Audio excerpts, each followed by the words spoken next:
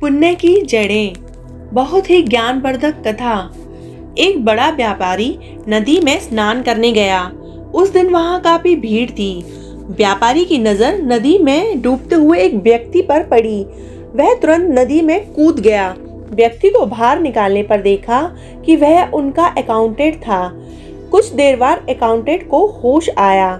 व्यापारी ने उससे इस हालत में पहुंचने का कारण पूछा।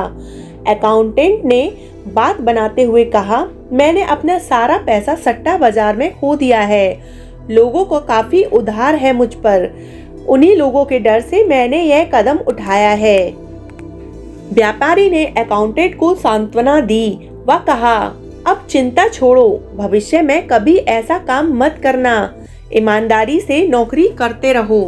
अकाउंटेंट को नौकरी करते हुए 1 साल बीत गया। इस बीच व्यापारी को काफी लाभ हुआ। अकाउंटेंट की नीयत फिर खराब हो गई। एक दिन उसके बेटे का जन्मदिन था। उसने सबको खीर खिलाई। व्यापारी के लिए भी एक कटोरा खीर लेकर वह उनके घर पहुंचा। व्यापारी व्यस्त था तो उसे कटोरा मेज पर रखने को कह दिया। काम करते हुए देर हो गई। थोड़ी देर बाद देखा तो खीर का कटोरा बिल्ली खा रही थी, जिसे खाते ही उसकी तबीयत बिगड़ गई। व्यापारी को समझ आ गया, पर उसने किसी के सामने जिक्र नहीं किया। सोचा कि जब तक मेरा पुण्य है, मेरा कुछ नहीं हो सकता। अगले दिन अकाउंटेंट ने जब व्यापारी को देखा तो सकपका गया। व्यापारी ने फिर भी कुछ जाहिर नहीं किया। अकाउंटेंट को लगा कि व्यापारी को कुछ पता नहीं चला। वह फिर व्यापारी का धन हड़पने के बारे में सोचने लगा। एक दिन व्यापारी को कहीं जाना था। उसने अकाउंटेंट को भी मोटी रकम साथ लेकर चलने को कहा। अकाउंटेंट ने व्यापारी को नुकसान पहुंचाने के लिए कुछ गुंडों को साथ रख लिया।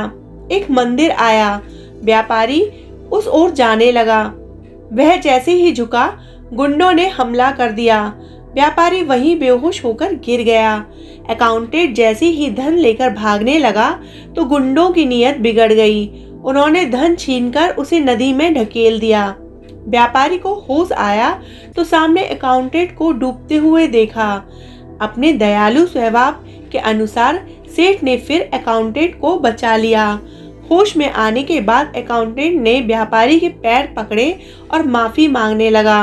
व्यापारी ने उसे मन ही मन माफी दी और इतना ही कहा, जब तक किसी के पुण्य की जड़ें हरी हैं, तब तक कोई कुछ नहीं बिगाड़ सकता।